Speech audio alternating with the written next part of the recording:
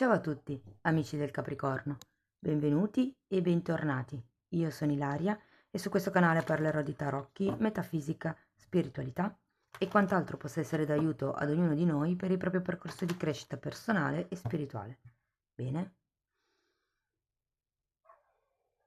Mostrami Capricorno, tendenze energetiche affettive per la prima metà di febbraio 2024.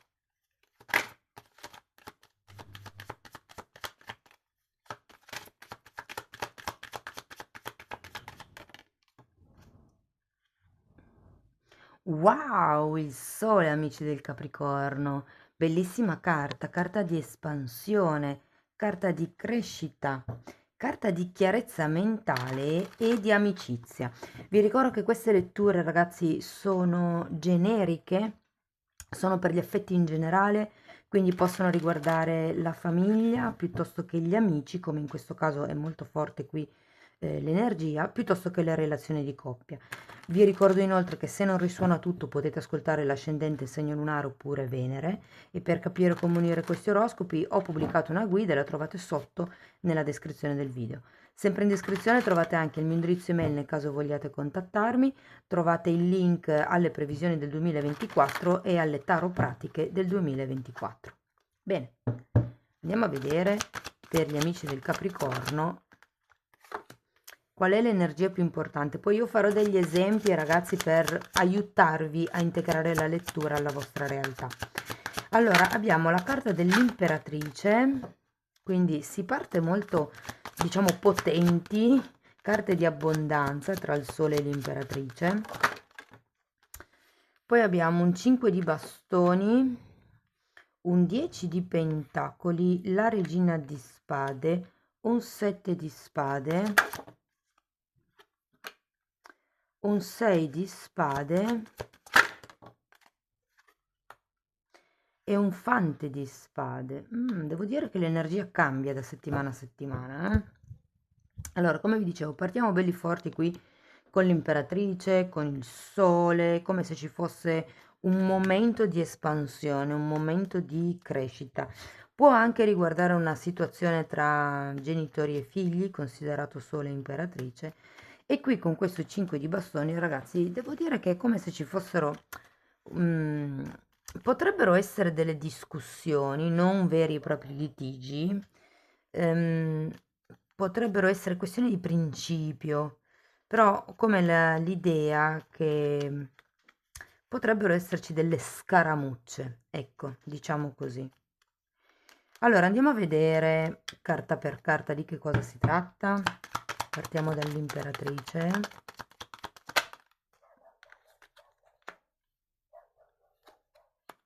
Carro e matto.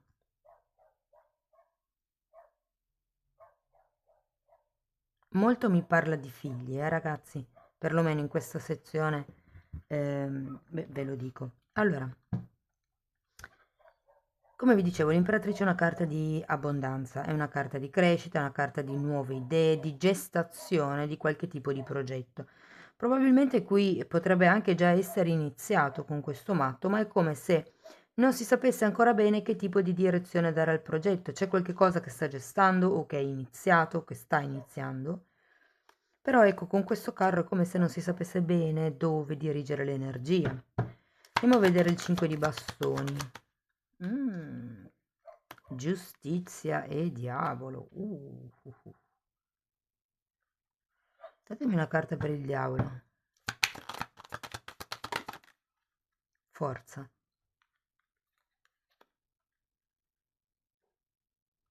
C'è qualcosa che ha a che vedere con dei contratti, con la regolarizzazione, con delle regole, con il mettere in equilibrio questa relazione o questa situazione. Quando c'è la carta del diavolo, ragazzi, c'è sempre una sorta di tossicità, ma siccome per adesso non vedo carte negative, cioè ho come l'idea che sia più riferito a un potere personale. Qui sono due carte che ci parlano di terzo chakra, quindi è un po' come il trovare la forza interna, trovare il potere, trovare il coraggio di riequilibrare questa situazione conflittiva che andrete ad affrontare nella prima settimana di febbraio. Potrebbe, ripeto, essere o con una madre, con il partner o la partner. Andiamo a vedere il 10 di bastoni. Abbiamo un cavaliere di coppe e un 5 di bastoni nuovamente che avevate già qui.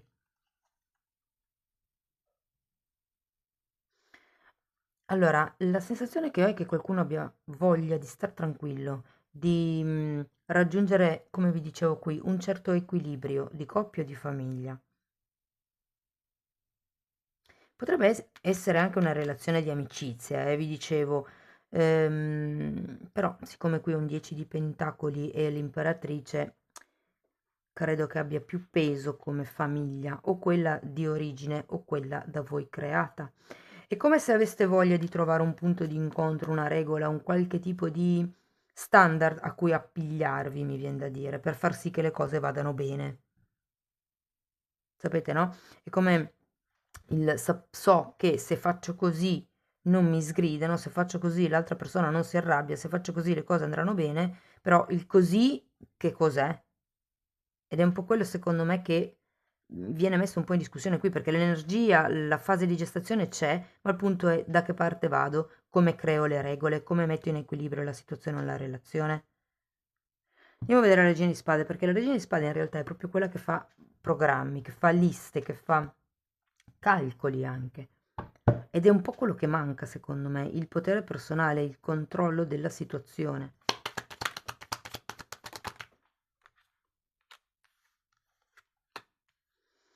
Allora, 2 di pentacoli e 7 di bastoni. È come se dovesse tenere in alto, mi viene da dire, la spada, il sistema di allerta. Perché qui abbiamo un 2 di pentacoli, come se ci fosse un ciclo che tende a ripetersi. E tenete presente che anche la giustizia è una carta di giustizia divina, quindi si parla di karma in queste due carte. Andiamo a vedere il 7 di spade. Abbiamo una regina di coppe, la temperanza e un fante di pentacoli. Ho come la sensazione che potrebbero esserci delle questioni, dei litigi familiari, e qui qualcuno possa con questo 7 di spade dire qualche piccola bugia per riportare l'equilibrio. Non perché ci sia qualche cosa da nascondere, ma è un po', cioè, lo sento come per indorare la pillola in questa situazione, in questa relazione, per trovare un punto medio.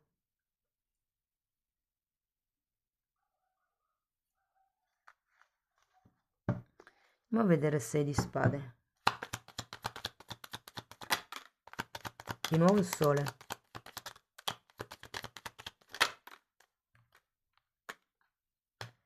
E il 9 di coppe.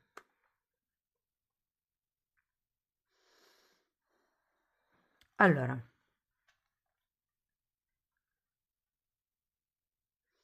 siccome queste sono 4 carte di spade, è come se nella seconda settimana di febbraio ci fosse quella componente mentale molto forte dentro di voi che ha bisogno di essere ripulita. Nel senso che il 7 di spade mi dice che o state raccontando bugie a qualcuno, ripeto, le bugie non sono sempre quelle con l'intenzione di nascondere o ferire qualcuno, alle volte sono le nostre illusioni, ok? Quindi può anche essere che, insomma, si racconti una determinata cosa perché la persona stessa crede che sia reale. In realtà lui non, o lei non vede che è una bugia, no? Però ho come questa sensazione che questa sorta di bugie, di trappole un pochettino mentali arrivino da questo 6 di spade, quindi da quello che potrebbe essere l'infanzia, da quello che potrebbe essere le dinamiche di comportamento che si sono apprese per sopravvivere nell'ambiente in cui si è cresciuti. Ok, sono le forme pensiero, tutte quelle cose lì, no? E vedendo queste due carte ho come la sensazione che per riuscire ad espandervi, per riuscire ad arrivare a questo sole, per riuscire ad arrivare al vostro appagamento personale, allo star bene, a quel senso di completezza a cui aspirate, avete bisogno di lasciare indietro qualcuna di queste idee, di questi pensieri, di queste bugie, mi viene da dire. Una volta che le identificate, quando non si vede l'errore non si può correggere, però una volta che siete onesti con voi stessi, che dite sì, ok, io mi sono sempre raccontata questa cosa perché avevo paura che l'altro reagisse male, ipotesi. Ok, adesso anche capisco che se anche reagisce male la cosa si affronta, quindi non ho più paura di dire le cose come stanno. È un po' questo il senso, no? Cioè mi sono sempre comportato così perché la dinamica era questa, però mi serve ancora? No. Sono adulto in grado di affrontare le conseguenze di quello, del mio no, di quello che dico, anche del fatto che l'altro si arrabbi? Sì, e quindi dico la mia verità. Andiamo a vedere il fante di spade.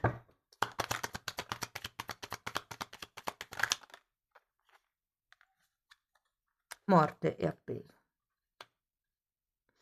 Ragazzi, di nuovo una carta che mi ricorda le spade perché la morte è alla falce di solito, no? Ah sì, c'è anche qui, guardate, è disegnata qui.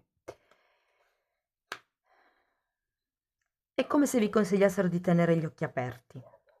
Mm? Sto riguardando questo diavolo. C'è qualche cosa qui a livello di giustizia, di equilibrio che va un pochettino guardate, vi dirò un'altra cosa. Questo equilibrio che avete bisogno, questa regola, questo regolarizzare la questione di cui voi avete bisogno, potrebbe essere un qualche cosa che stringe, che vi vincola, un modo forzato, mi viene da dire, di trovare un equilibrio. Però è solo passando attraverso l'onestà, cioè non cercate di modificare voi stessi per creare l'equilibrio nella coppia, ok? Ma semplicemente bisognerebbe in modo sano parlare con l'altro e cercare un punto di equilibrio insieme. Perché il fatto che io, per esempio, mi modifico per far andare le cose bene, vuol dire che io non sono onesta, non sono me stessa al 100%, racconto delle bugie. Se a me una cosa mi fa arrabbiare, non è giusto che io me la tengo dentro, perché effettivamente mi ha fatto arrabbiare. Quindi tenerla dentro per evitare di fare discussioni non è una bugia, ragazzi, è come se fosse una bugia. Cioè, magari non è che dovete saltare al collo all'altro, però far presente che guarda, questo tuo comportamento mi ha fatto star male per A, B e C, e si parla e si chiarisce, e qui arriva lo svincolo, se vogliamo, da quello che sono i pensieri dell'infanzia. Guardate, la carta del sole molto spesso parla anche di bambino interiore, come se avesse bisogno di trovare effettivamente la vostra pace interna.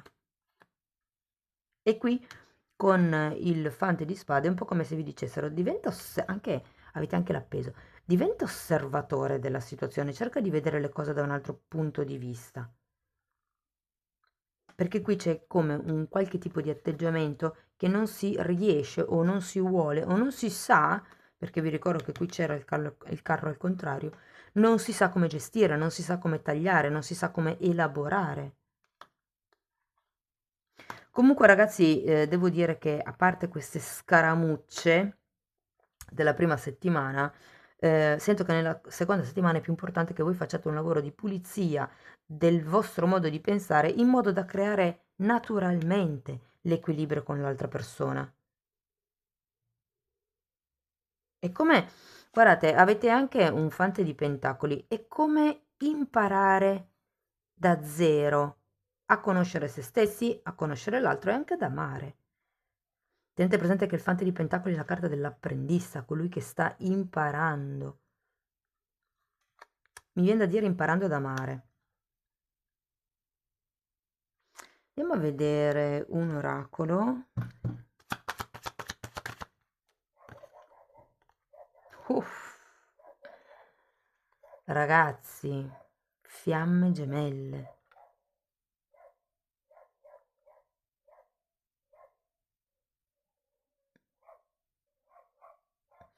Guardate, se ve la devo dire tutta, secondo me è più una relazione tra o amici o una relazione familiare. Però se a voi risuona questo tipo di movimento energetico, se lo state vivendo magari con la vostra partner o il vostro partner, vi dico che anche qui parla di bilanciamento, di accoppiamento, di completamento. unione. Parla anche di dualità, eh? Andiamo a vedere ancora un oracolo. Guardate ragazzi, le anime gemelle o le fiamme gemelle, beh, sono due cose diverse innanzitutto, però vabbè, non scendo troppo nella spiegazione. Ehm, Però possono anche essere amici, io lo dico spesso, familiari, compagni di lavoro, cioè non è detto che le anime gemelle sia per forza la persona con la quale si passa tutta la vita, anzi.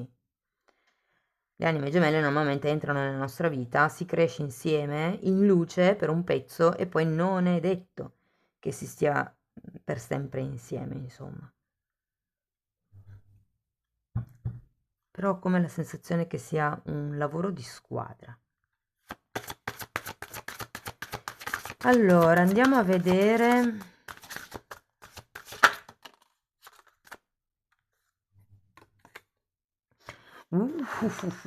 Amor proprio, ragazzi, carta numero 32.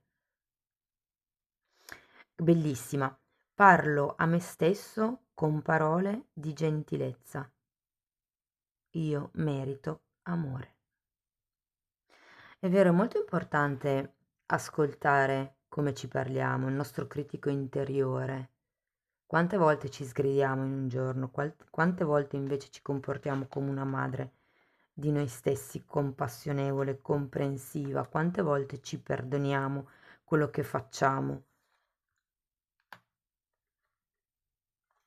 Bene ragazzi, spero che la lettura vi sia stata di ispirazione, che vi abbia dato degli spunti di riflessione. Fatemelo sapere con un like, con un commento. Se avete piacere di sostenere il canale potete iscrivervi o condividere il video. E se volete intraprendere un percorso di crescita con me potete mandarmi un'email oppure abbonarvi al canale. Io vi ringrazio di essere stati qui con me, vi mando un abbraccio e ci vediamo nei prossimi video. Ciao ciao!